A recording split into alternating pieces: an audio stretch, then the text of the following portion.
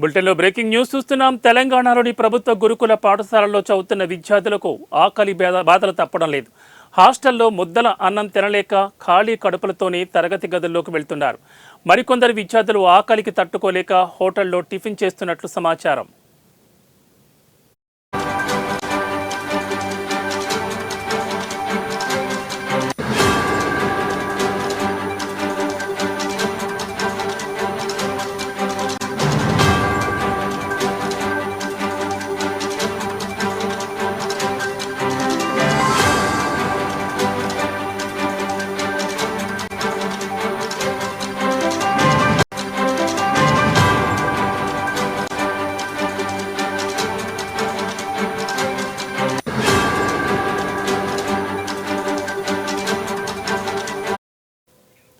ఈ ఘటన యాదాద్రి భువనగిరి జిల్లాలోని మోత్కూరు మండలంలోని ప్రభుత్వ ఉన్నత పాఠశాలలో వెలుగు చూసింది.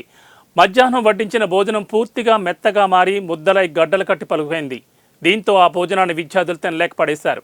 దీంతో ఖాళీ కడుపులతోనే తరగతి గదిలోకి వెళ్లారు. ఈ విషయంపై విద్యార్థులు తమ ఆవేదనను వ్యక్తం చేశారు. దీనికి సంబంధించిన వీడియో ప్రస్తుతం వైరల్ అవుతోంది. రాష్ట్ర ప్రభుత్వంపై నెటిజన్లు తీవ్రంగా ఫైర్ అవుతున్నారు. గత 4 ఏళ్ళుగా నేను ఈ పాఠశాలలో చదువుతున్నాను. భోజనం దగ్గర చాలా దారుణంగా వంటలు ఉంటున్నారు. వాళ్ళని అడిగితే వాళ్ళు మీకు అన్నం బాగాలేదు, కూర బాగాలేదు అని అడిగితే వాళ్ళే మా పేరు చేయడం జరుగుతుంది.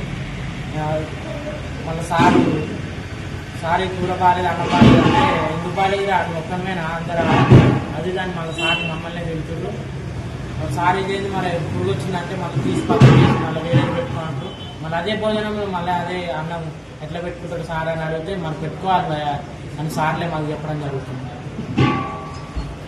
ఏమవుతుంది అది అని చెప్పగానే మళ్ళీ అన్నాన్ని పోతుంది హెడ్ మాస్టర్ పిలిచి ఏంద్రా నీకేం అధికారం రా నువ్వు కూరగాయలు బాగా తీరేమన్న వాళ్ళ ముందేమో అడుగుతాను కన్నా అంటే అమ్మటే నాకు అన్నం పెట్టుకొని అడిగినా పోతే పురుగు వచ్చింది. ఇట్లా చేయి పెట్టినా ఇట్లా తినబోతున్నా మరి పురుగు అని మా దోస్తుగా చెప్పింది. చూస్తారు పురుగు తెల్ల పురుగు ఏంటంటే సార్ పురుగు వచ్చిందంటే మీరేమో అడుగుతుంటే ఏమో అడగొద్దన్నారు. ఇదేంటి పురుగు సార్ అంటే తీసి పక్కకు వేసి వేరేది పెట్టుకోపోను సార్.